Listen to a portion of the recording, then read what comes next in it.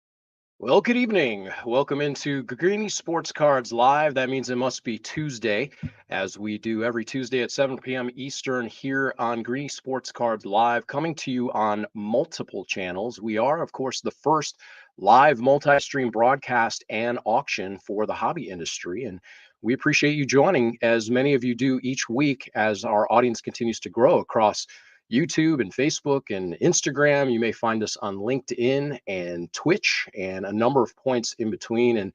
And we really appreciate it. We appreciate the feedback and the participation. We've been doing this since late January, and the train continues to roll on. We promised from the outset that we would bring you hobby news and interviews and interesting guests, and tonight is no exception, and none too soon at that matter as well, because if you're a Cleveland sports fan riding the emotions and the juggernaut of emotions this past week, especially, you will welcome in Cavs season. And the Guardians, of course, coming off the ALCS championship run where they fell just a little bit short to the New York Yankees.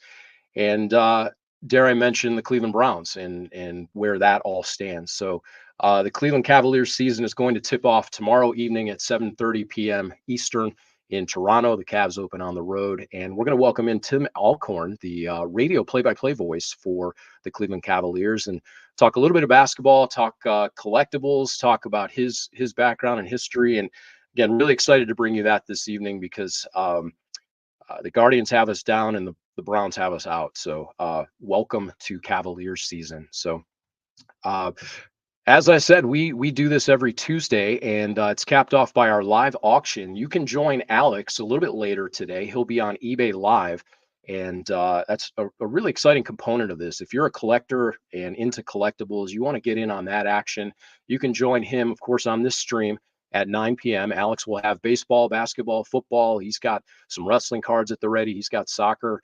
And really the show, just as this portion, is driven by the audience and your participation. You can let him know what auctions you want to see next. Let us know what you want to see.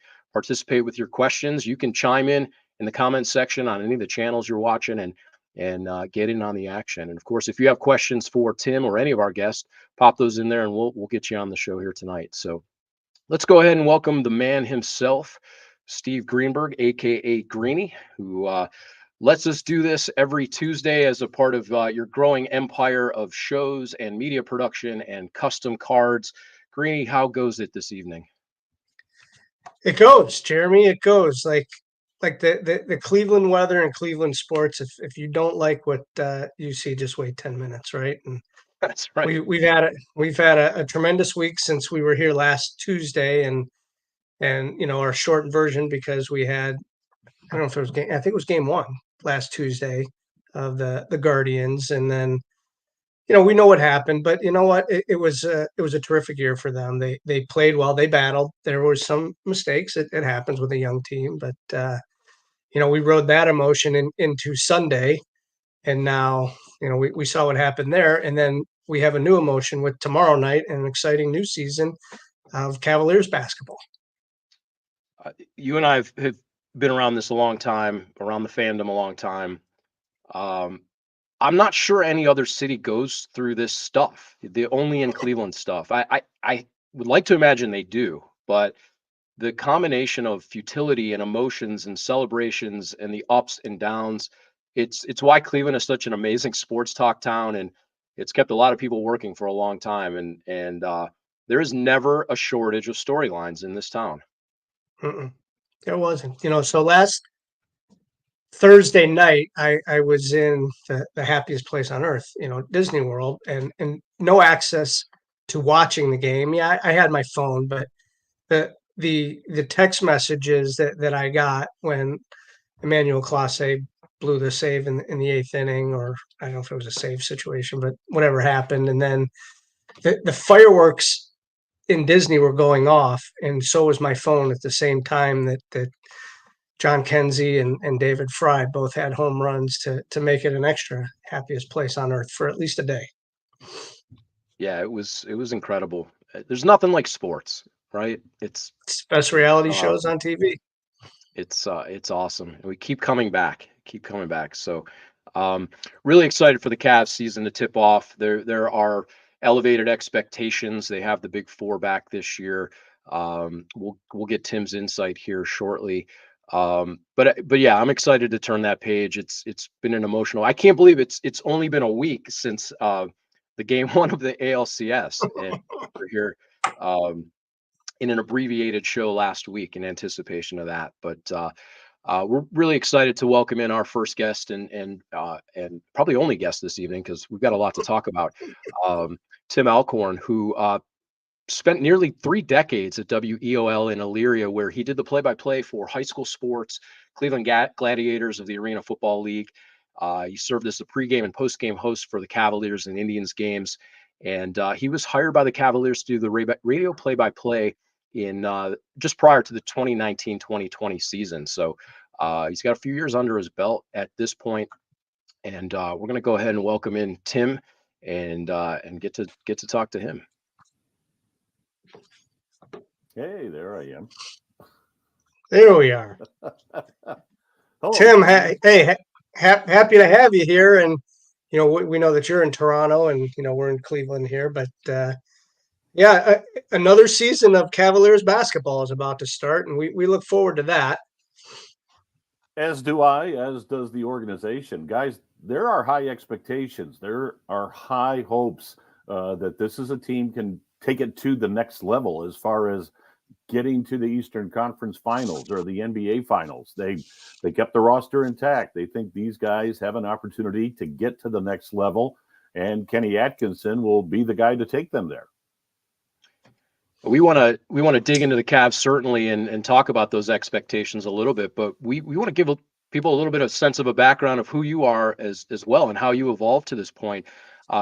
Tim, despite this role as the radio play-by-play voice of the Cleveland Cavaliers, you've had a remarkable career outside of that. If we look at, if what I believe on the interwebs is true, you're a member of a number of Hall of Fames, including the Lorain County Football Coaches Hall of Fame, the Lorain County Boys and Girls Coaches Association for basketball, the Elyria Area Umpires Hall of Fame, as well as the Ohio High School Basketball Coaches Hall of Honor. That's remarkable in and of itself, aside from one of the absolute dream jobs in the NBA. Well, I know at some point we'll talk about Joe Tate, and Joe is a dear friend of mine, and he famously said to me once, "Timothy, if you stick around long enough, they'll give you a plaque." And so I've been able to accumulate a few plaques, and but it was through my work at the high school level at WEOL. I did high school sports for 27 years before landing the Cavs job, as you said, a little over 5 years ago. So it's been a journey to get here. I'm not a native Ohioan. Lived in the New England area for many years, and while I was in New England, is where I caught the sportscasting bug. As a little guy, when I was in grade school, I had a neighbor on each side of me when we lived in Nashua, New Hampshire. And Nashua had one large public high school and one smaller parochial high school. And I had a neighbor on each side that went to the respective schools and played sports. And so I would listen to these games on the radio and WSMN in Nashua, New Hampshire.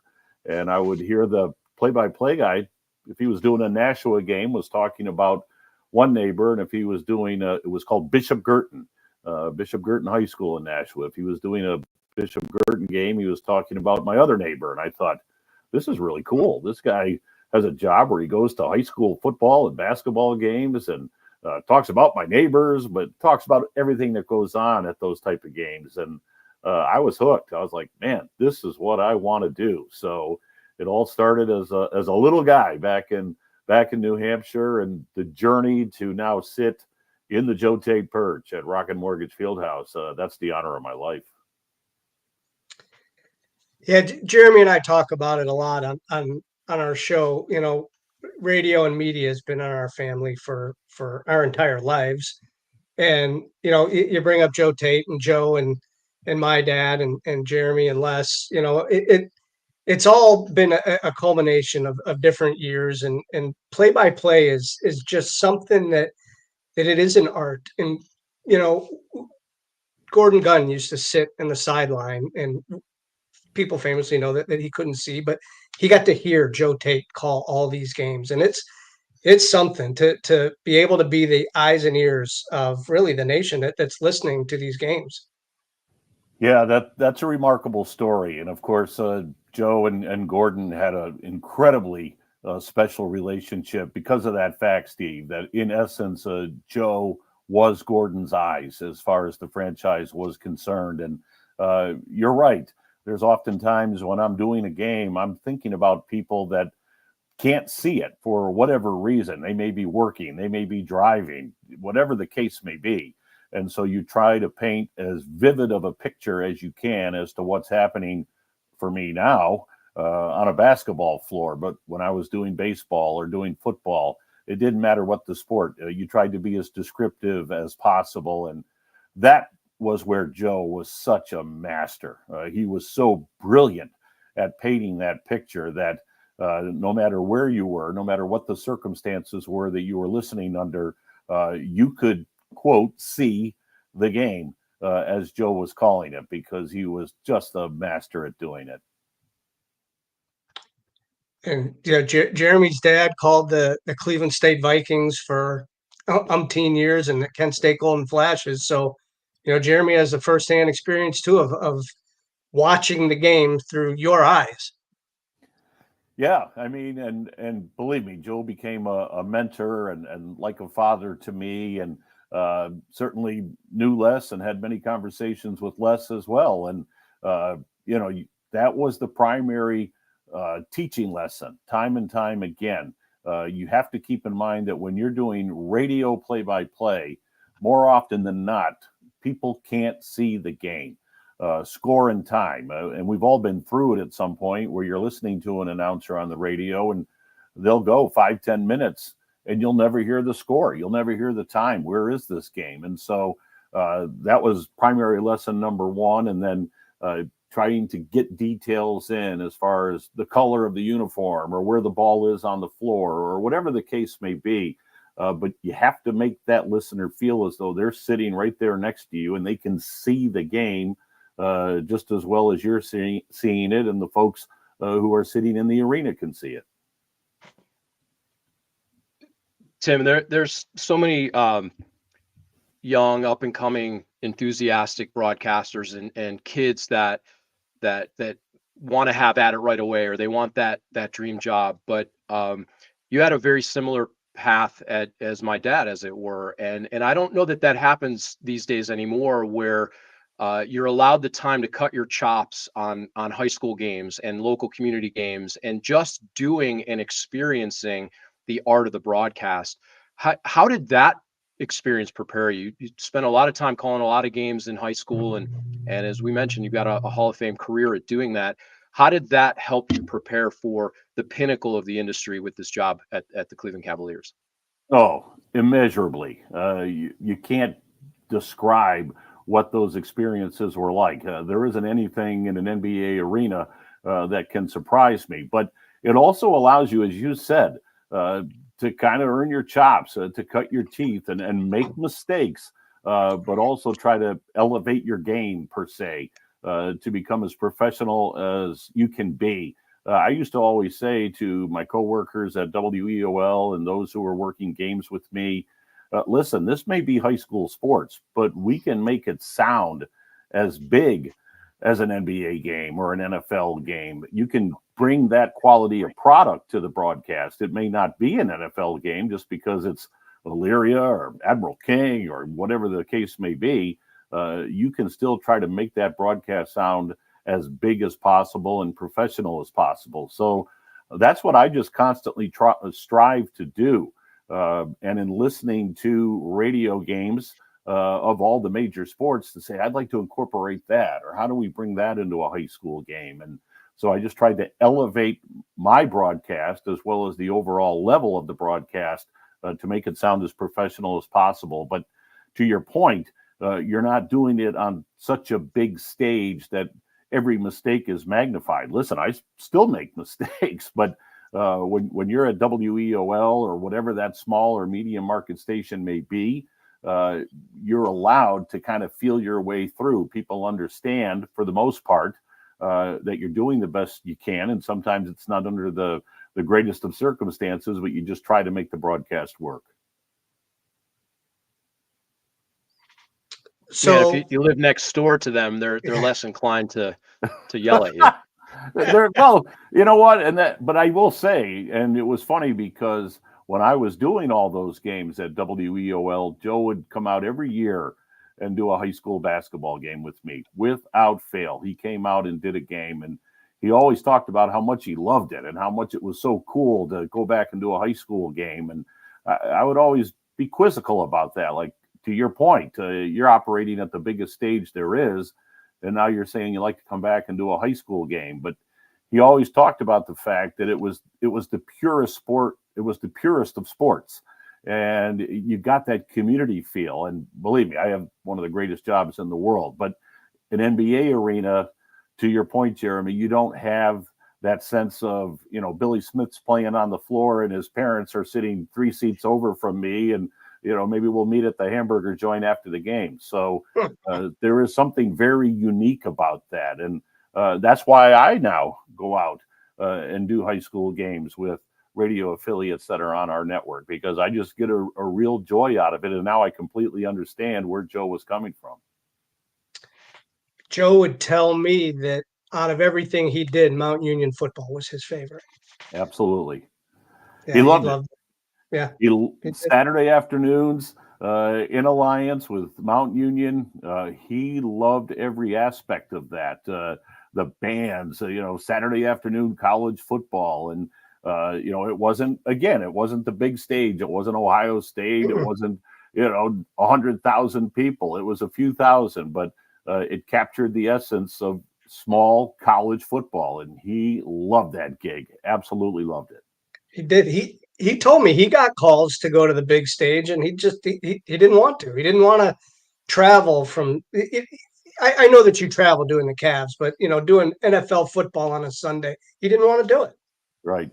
Yeah, he did. He got numerous offers, and he loved Cleveland. He loved the market.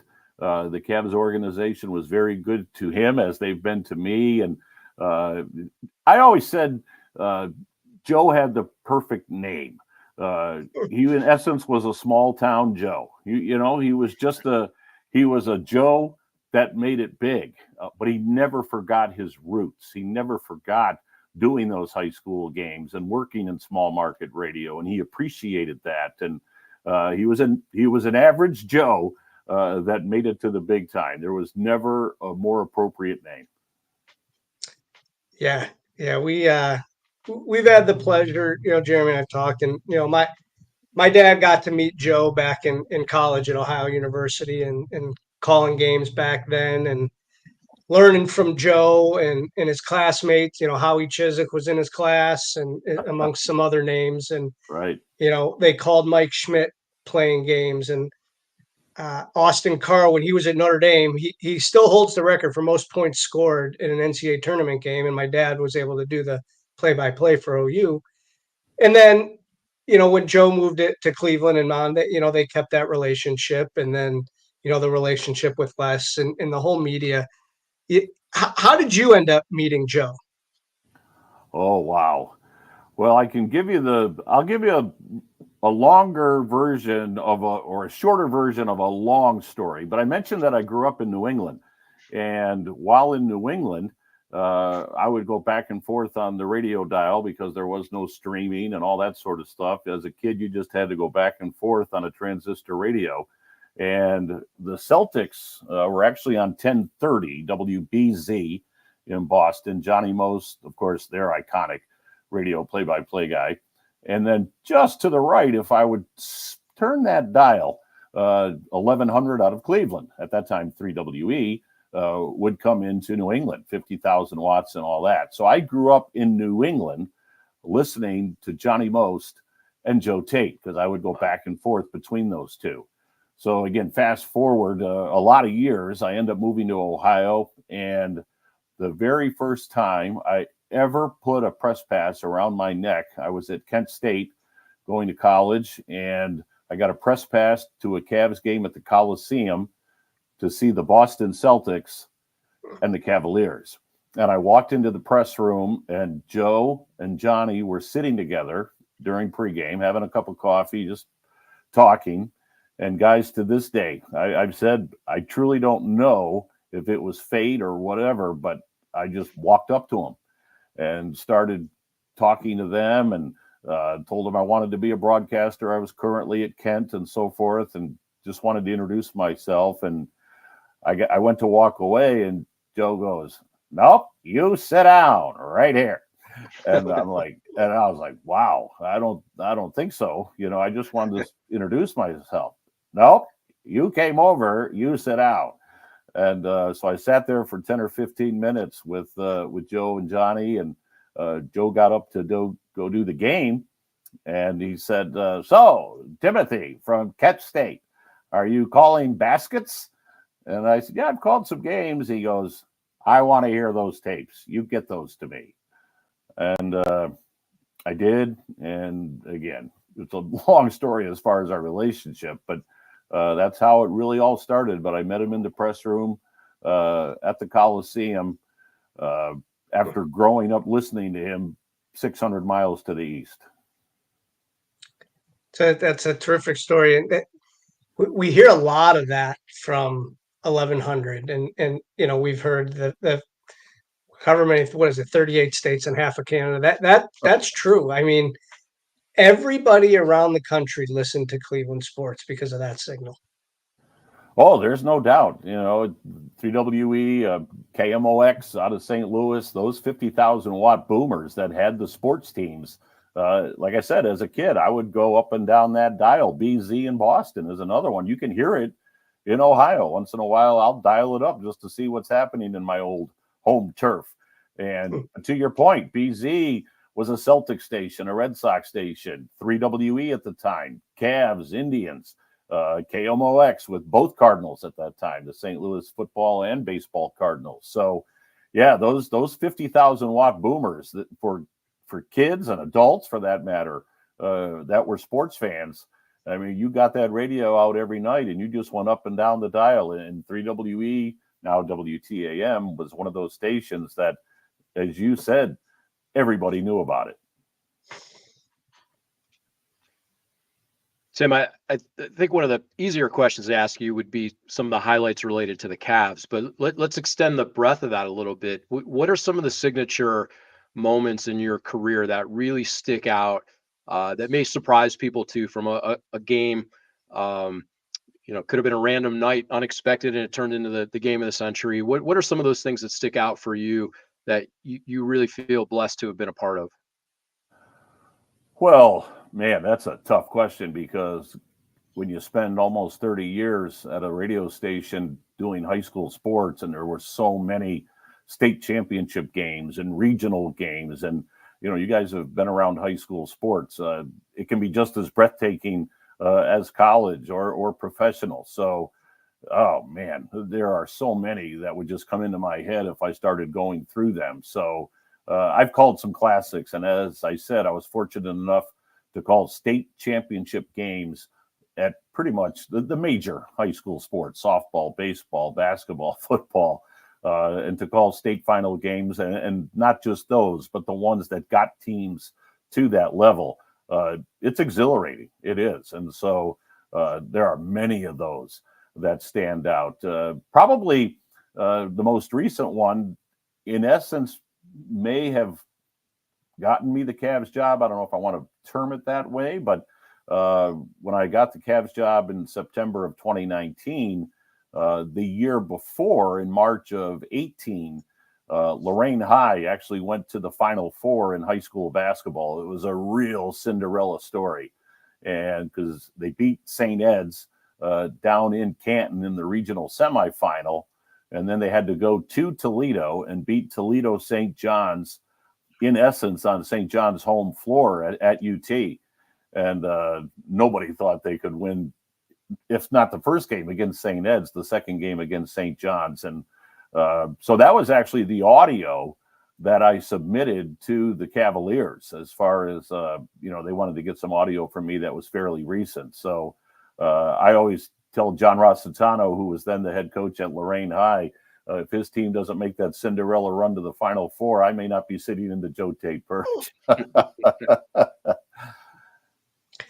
Well, it's funny how things always work out, and there was probably a little angel on your shoulder too that had pretty good influence with the Cavaliers, and that's how things work. I mean, and it's we listen to the games, and I know there's a little bit of Joe and you and some of the calls, and it's a breath of fresh air to just be able to listen to the game and not have to think and know what's going on. Like you said, the time and the score and all of that. And I always listen, or I loved when Joe would say moving left to right on the radio dial, and you knew which way they were dribbling.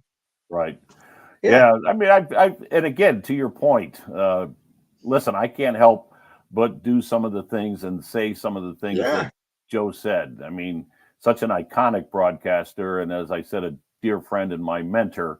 I don't want to copy Joe. I think there's a difference. And I don't use wham with the right hand or on the dribble drive or some of his classic lines, because those are Joe's and those are his. But to your point, if anybody can picture Rocket Mortgage Fieldhouse, they know where the benches are. So rather than say right to left on your radio dial, heading towards the Cavs bench, standing right in front of, what was JB, now Kenny Atkinson. So you can have a reference point as to where that player is. He shoots it from the corner right in front of the Cavs bench. Well, all of a sudden, that's the right corner, whatever. So you try to use different sayings or landmarks just to paint that picture so that listener has an idea as to what you're describing as you're describing it. On your first trip around the NBA, which arena did you find to be the most fun or the best place to call a game from? Well, I'll tell you, these places are now palaces. The Golden State Arena is just incredible. For me, as a kid who grew up in New England, even though it's not the old Boston Garden, it was still pretty cool to go to the Garden and see the parquet floor and call a game from there. That was pretty special to me personally. Madison Square Garden has an aura to it that is just magnificent. You sense it. You feel the history. The crowd is incredible at Madison Square Garden. I know I talked about that quite a bit when the Cavs got knocked out in 5 2 years ago, that, if those young guys were nervous, I can't fault them. I mean, it just shakes. It reverberates at Madison Square Garden. So there are arenas that have a history to them and have a sense to them. And Madison Square Garden is absolutely one of those. Tim, that for those and almost everybody who doesn't have the fortune to be alongside the team and kind of prepare for a game day, take us through a little bit behind the curtain what that looks like. You know, when you wake up, sort of that game day preparation and that trip over to the arena and what you're doing, who you may be talking to, how you prepare for a game alongside the team. Yeah, that's a great question. Your prep always begins a couple of days out. I've got a desk full of notes here on Toronto and the Cavs already, and probably tomorrow brush up on that, but even start looking a little bit ahead to Detroit. But game day, yeah, you get up and you're going over notes again. You're looking at the NBA injury report just to see if anything's been added, not just to your game, but games that are coming up around the league that night, just to drop into your broadcast. Obviously reviewing the games from the night before, if you want to talk a little bit about, hey, last night LeBron and Bronny played for the first time. And so you're doing a little bit of that. The bus will go over to shoot around generally around 9:30 or so. So you go to shoot around, and the Cavs are one of the very few organizations in the NBA that allow their broadcasters to sit in on shoot around and on practices. So there's a lot of NBA teams that are like, no, keep the broadcasters out. But we're fortunate enough that the Cavaliers stipulate that they want their broadcasters there. So you'll pick up some things, whether it's a scheme that they're going to implement during the game. Maybe you don't see a guy at shoot around. So, you know, oh, he's out or he's not going to go. So you kind of look at that, and then you get back to the hotel and cram a little bit more on your notes and maybe grab a nap, and then you're off on the bus and you're going to the arena. Or if I'm at home, you know, heading down to the arena. But either way, it's a pretty jam-packed day. And I generally get to the arena about 3.5 hours ahead of the tip, just to kind of get a feel for the arena, get a sense, watch the guys go through warm-ups and that sort of thing, sit in on each coach's press conference just to get a sense as to what they're feeling and what they're saying. And then we're off and running a half hour before tip.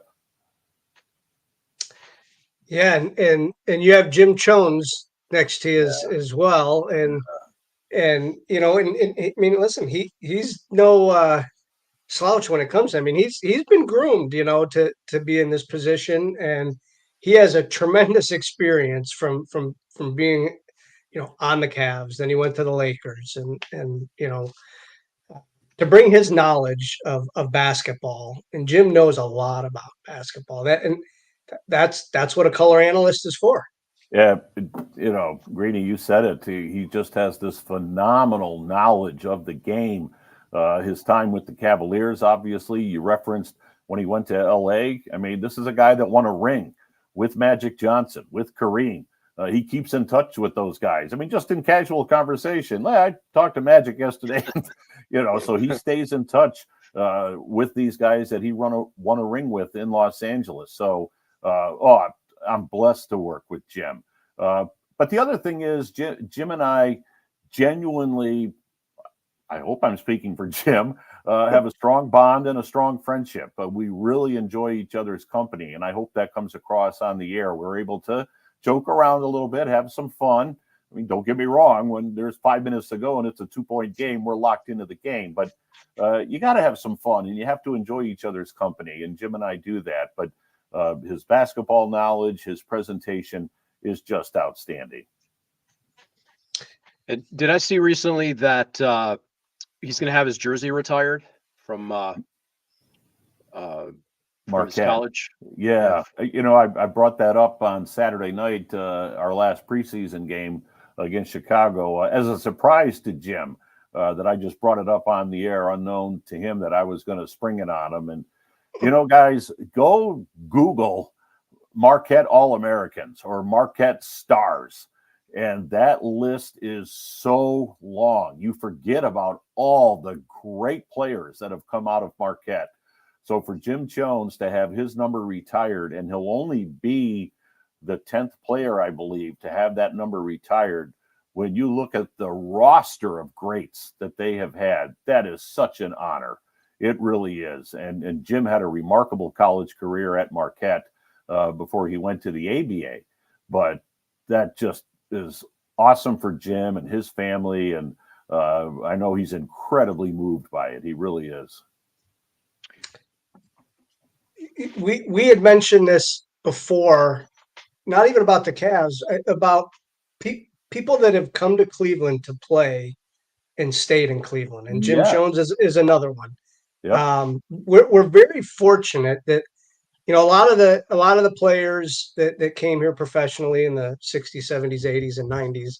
I don't know about the guys today, but they've all stayed here. I mean, Hanford's here, and that's where we were talking to Greg and Blake Williams, who coached for the Browns, and they both live here now. Yeah. And Greg's still trying to get back into the NFL, but Blake's here, his kids are here, and people love Cleveland, and Jim Jones is one of them. Yeah, Greenie, it's a great point. And to your point, in all sports, football guys have come back, baseball guys have come back. Jim, one of several Cavaliers that now makes Cleveland his home. There is something about this city. It gets a knock or two around the country, but once you've lived here, you fall in love with the city. And Jim has done that. Not only is he a wonderful broadcaster, but he's a true ambassador for the Cavaliers. He goes out and represents the team at so many functions, as does Austin Carr, as does Campy Russell. Now Brad Doherty has gotten involved with the television broadcast. So Anderson Varejao has come back and works for the team. So there is something about Cleveland that is a magnet to these former athletes that played here. I think it's because Cleveland fans truly embrace their athletes, but they're also respectful of them. Donovan Mitchell mentioned that when he re-signed with the team, that he loves this fan base. They're so passionate about their sports, but they're also respectful of the athletes. And so I think that's one of the primary reasons that these guys go, look, I've played in other cities. Jim played in LA. At the end of his career, he played in Washington, but Cleveland was the place that I enjoyed the most and where I was treated the best. So the Cleveland Cavaliers are going to tip off tomorrow evening in Toronto, and I believe that is 7:30 p.m. And you can catch the audio of that with you and Jim on WTAM and WMMS. They've got a new coach heading into this year, Kenny Atkinson, who replaces JB Bickerstaff. The big four are back, Garland, Mobley, and Mitchell and Allen. Jared Allen, and of course Mitchell you mentioned. You've got Karis LeVert. There's a few players back. There's a few new guys on the roster that are joining this year. I think Jason Tyson, JT Thor, I saw made the team. Luke Travers.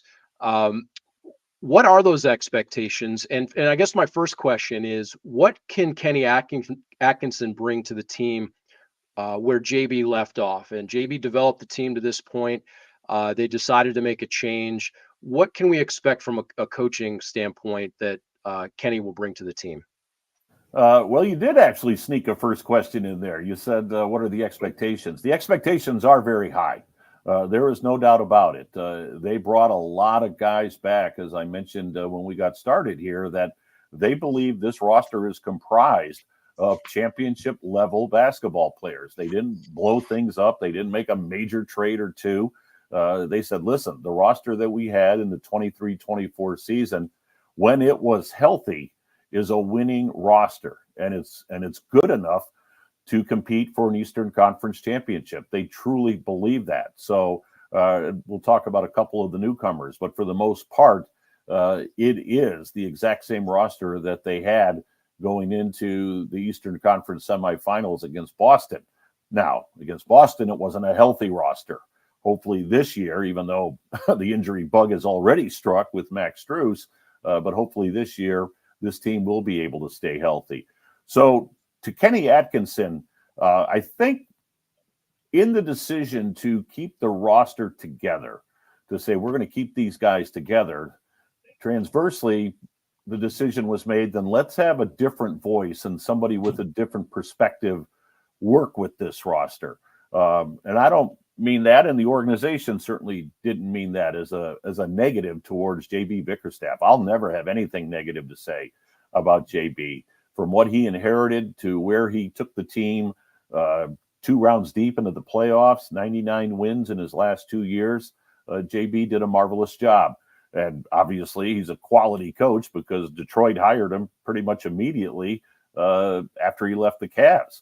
So to Kenny Atkinson, I think they look at Kenny and say, he's going to look at this roster and he's going to mold this roster a little bit differently, or maybe utilize might be a better word, utilize the roster a little bit differently. So you'll see some up-tempo basketball. In fact, you'll see a lot of up-tempo basketball. You're going to see some 3 balls that are going to be flying early in the clock. He wants to play transition and get up threes in transition. So I think Kenny brings a player development pedigree with him. He started his head coaching career in Brooklyn with the Nets. They were a young team, much like when JB took over the Cavs. And then Kenny was able to get the Nets to a playoff contending team. Last few years, he spent with Steve Kerr in Golden State. So he has said that he learned a lot going from head coach back to assistant coach, just to pick up on some things from Steve Kerr. And he actually spent a year with Ty Lue with Los Angeles before he went to Golden State. So Kenny Atkinson, listen, he's been charged with getting the Cavs to the next level. Well, the next level is Eastern Conference Finals or NBA Finals, but he knows that. But he's inherited a roster that he believes and the organization believes can get to that level. So who is the one that makes that next step? Donovan Mitchell he's a superstar. We know that. He's a top player in this league. Whose turn is it? Is it Darius Garland or is it Evan Mobley? Evan Mobley. And I don't think the Cavs, I certainly don't think I'm speaking out of turn. I don't think the Cavs have shied away from that they need Evan Mobley to take the next step, especially at the offensive end. And I think that was part of the reason that Kenny Atkinson was brought here, specifically to say, how do you get Evan Mobley, to use the term that's been used a lot, unlocked? Get him going offensively. And we've seen it in practices. We've seen it in the preseason games where you've got Evan bringing the ball down the floor. It frees up Donovan. It frees up DG on the wing so that they're not bringing the ball into the forecourt. But it also allows Evan to take it right to the rim if he wants to do that. So Evan Mobley is the guy. He's already an elite defender. And I don't take anything away from Donovan Mitchell or Darius Garland. But Evan Mobley is the guy that needs to step that game up, and that is expected to step that game up for the Cavs to get to the next level. I mean, he was a high pick for a reason. Yeah, I saw recently Mobley's numbers actually track Kevin Garnett's career at this point of his stage, and that surprised me a little bit. He does have a very similar trajectory in game, but at this point, a couple of seasons in, to be on track for Garnett's Hall of Fame numbers and career is big, but it feels like he definitely needs to take another step for the Cavs to reach and ascend to that next level. Well, and as I said, Jeremy, even at Kenny's introductory news conference, when he was announced and introduced as the new head coach, he didn't shy away from that. Listen, Evan Mobley is a huge piece to this. 3rd pick in the draft a couple of years ago, elite defender, but has had a choppy road so far insofar as the offensive end is concerned. So that's the area that they want to work on, and they are working on. And boy, if Evan Mobley becomes an elite offensive player, which the Cavs believe he can be, he will be an unstoppable force. Speaking of DG, Darius Garland and his health, is he ready to return to All-Star form? Well, let's hope so. I'll tell you, he feels much better, and he is really itching to get back. I believe he'll have a huge bounce back year. Last year was just a real difficult season for DG. Busted his jaw up in Boston, couldn't eat solid foods for 6 weeks. When you're just sucking through a straw for 6 weeks, it's tough to maintain your strength. You're going to lose weight, which he did, and he just wasn't the same player when he got back. And he knows that. He's admitted to that. So He worked his butt off during the offseason. He's put some weight on. He looked terrific during the preseason, and I think he'll have a huge bounce-back season, no doubt. Tim, outside of the big four that we hope and expect them to play to their level, who on this team will surprise us and that will step up and sort of come from nowhere? Is it the rookie Tyson? Can Amoni Bates with his added weight this year contribute? Is it Sam Merrill takes another step? Who do you think actually becomes a bit of a glue guy? Well, I love that question because you're right. You know of Levert, you know of Okoro, Dean Wade. It is a deep basketball team. I'll give you two names that I think could have step up type years, if you want to use that term, or perhaps a guy that people aren't really anticipating.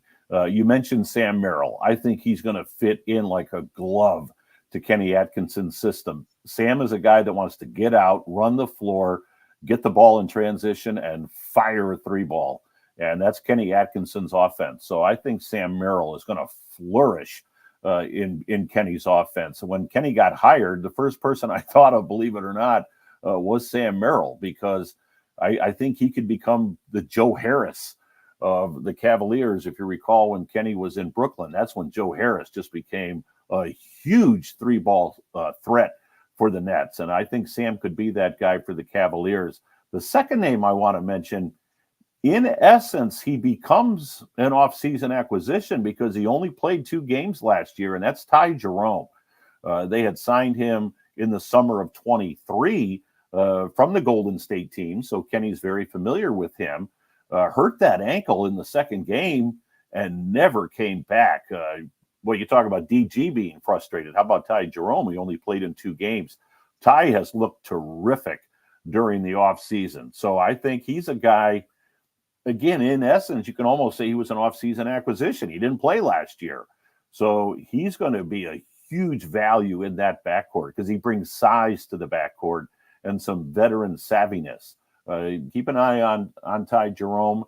And the first-round draft choice, maybe not early in the year, but Jalen Tyson. Jalen's going to crack the rotation at some point. There's a lot of people in front of him, but he's talented. He's skilled. At some point, as the season evolves, he will play. Yeah, we finally have a legitimate backup point guard in Ty Jerome, and that's been a couple of years in the making. I know we had Ricky Rubio with his ups and downs, but we haven't had a good bona fide backup point guard here in a while. And that's what Ty Jerome was brought in for last summer. And if how he's playing in the preseason this year is an indicator of how he'll perform on the floor, that backup guard spot's in really good shape. We know Boston's they're the team to beat in the East. Can the Cavs get to that second or third? I mean, first, sure, you'd like to get the first. I think Boston, Milwaukee are up there. Who are the other contenders in the East? Wow. I was just talking about this earlier today. The East is just loaded. I mean, Boston, Philly goes out and gets Paul George. The Knicks go out and get Mikal Bridges, and now they've added Cat to that roster. Orlando took us to a 7-game series and added KCP, Kentavious Caldwell-Pope. You alluded to Milwaukee. People forget Indiana went to the Eastern Conference Finals last year. So this Eastern Conference is just going to be a slugfest starting tomorrow night in Toronto. That's why you don't want to stumble out of the gates because those top 6-7 teams, I would think as you get to April, there's only going to be 2-3 games that separate the top 6. I mean, they're just going to be all bunched together. So every game is important. I know people say in the NBA, every game. Listen, if you're in the Eastern Conference, every game is going to matter. I do think the Cavs can crack the top 2 or 3 in the conference. Again, Boston, I agree. Philly, with the Embiid situation, and we can go through team by team, pros, cons. But I think the Cavs, again, knocking on wood, if you can hear me knocking the desk, if they stay healthy, they have a roster that can compete with all of these teams, and these young players have now had a taste. So I think they can get to that next level, whether it's a two seed, a 3 seed, and compete for an Eastern Conference championship. You mentioned health. It's talent is one thing, experience is another, but Yes. it's really a season of attrition, and we experienced that last year with Garland's injury, and Spido is not healthy into the playoffs. I don't think he was himself, but what a refreshing year to come into, where Donovan Mitchell did commit to the city of Cleveland. It was such a monumental decision on a lot of levels, because he was not drafted here. He came here. He was embraced by the community, and he's not going to have that albatross, and the team will not have that contract decision hanging over his head. So I'm really excited to see that the Cavs did commit to these guys. They're going to roll it back out again, and just with that extra year of experience and a little bit of maturity and weight and strength and experience, it could be a really exciting year. Yeah, you guys both talked about your dads. One of the things that my dad used to always say to me, Tim, you can't buy experience off a shelf. And there's truth to that. Yeah, you just have to earn experience. You just can't go out and say, oh, I got experience now. There's trials and tribulations and ups and downs, and you go through it. And the Cavs have been through it. And as tough as it is to go through it, like the Guardians just did over the past week, you learn from it. And so this Cavs team has learned from their series against the Knicks 2 years ago. They learned what it's like to be in a 7-game war in the Orlando series. So all that experience is building, and it also makes them hungrier.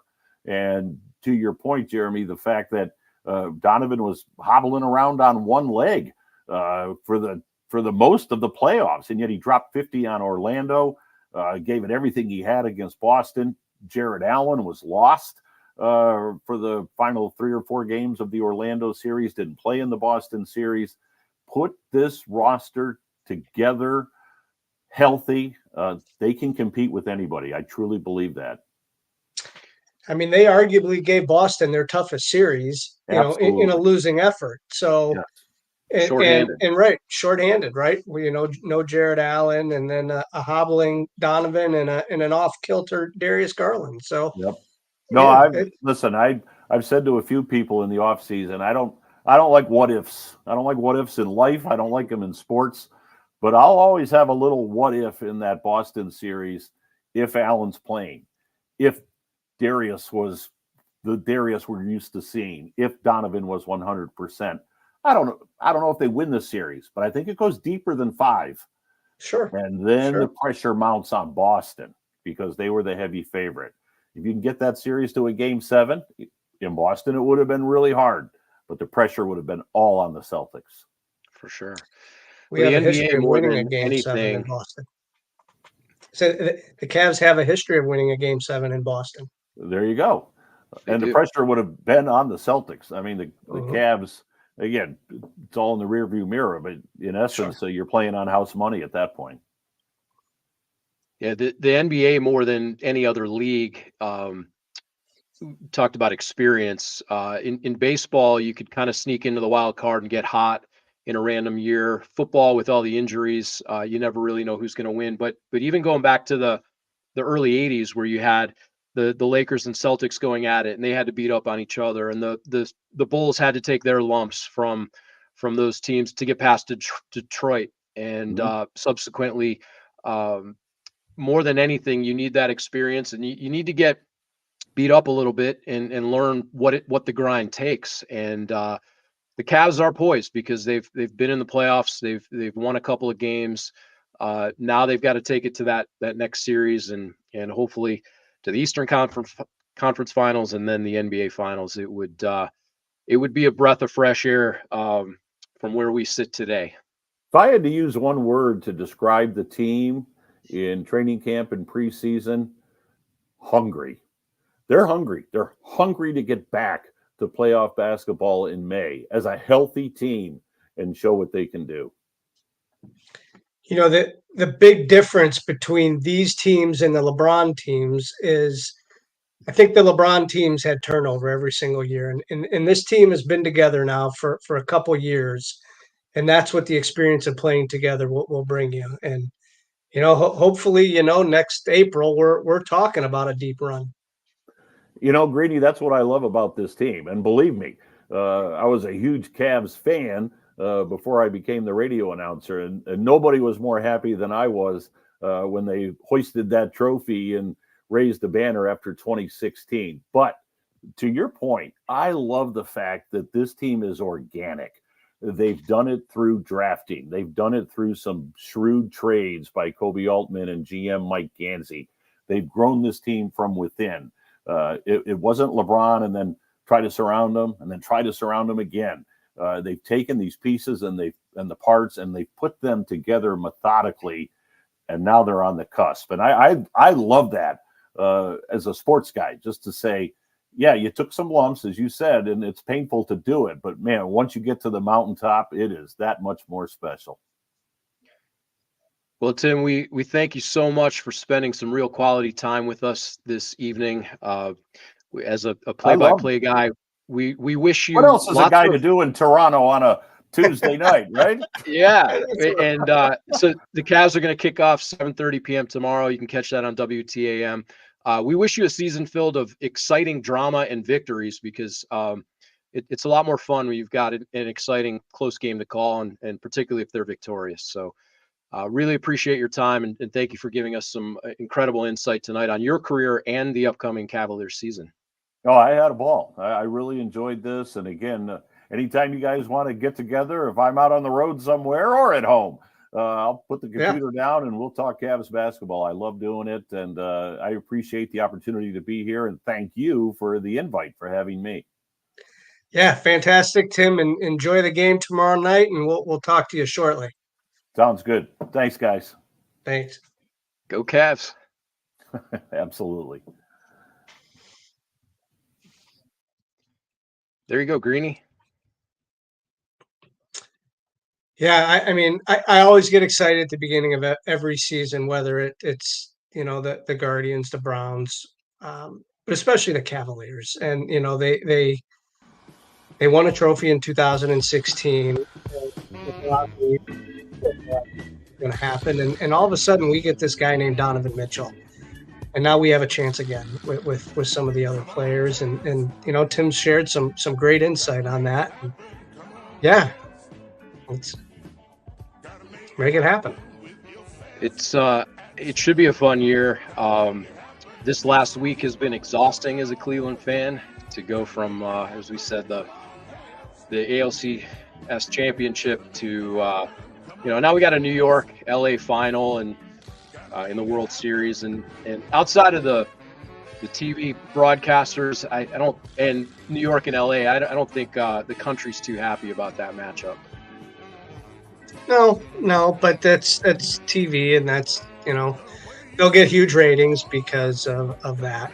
So we'll see what happens. I'll watch it because it's World Series baseball, but I'll be tuning into the Cavs, and then we have college basketball right around the corner, and such as that year goes, that we'll enjoy pretty immensely. I have the March Notre Dame shirt on, and we saw Hannah Hidalgo as a preseason All-American and women's college basketball, and our teams here locally. So we look forward to fall sports. Absolutely. It's going to be a fun fall season. We get to do this every Tuesday night. Make sure you join us at 7 p.m. Eastern. And then tonight, make sure you pop over to eBay Live with Alex at 9 p.m. Eastern. He's got all kinds of cards, basketball, football, baseball at the ready. And those auctions are a lot of fun. The packs are a lot of fun. Everything starts at $2, so you get in and keeps rolling from there. And then Greenie offers combined shipping at $4.99. So the more you win, the more you save. And Greenie, it's a pleasure getting to do this with you every Tuesday. Yeah, tonight was fun. Getting to talk to Tim and getting some Joe Tate stories and some history, and that's why we do this, and we enjoy it, and we look forward to doing it all season long, and I'm sure Tim will join us again amongst some other people, and we'll keep talking to the people. Yeah, be careful what you offer, because we'll take them up on it. So that's right. All right, that'll do it for us tonight. Join Alex at 9 p.m. Greenie, may the cards forever be in your favor. Have a good night, everybody.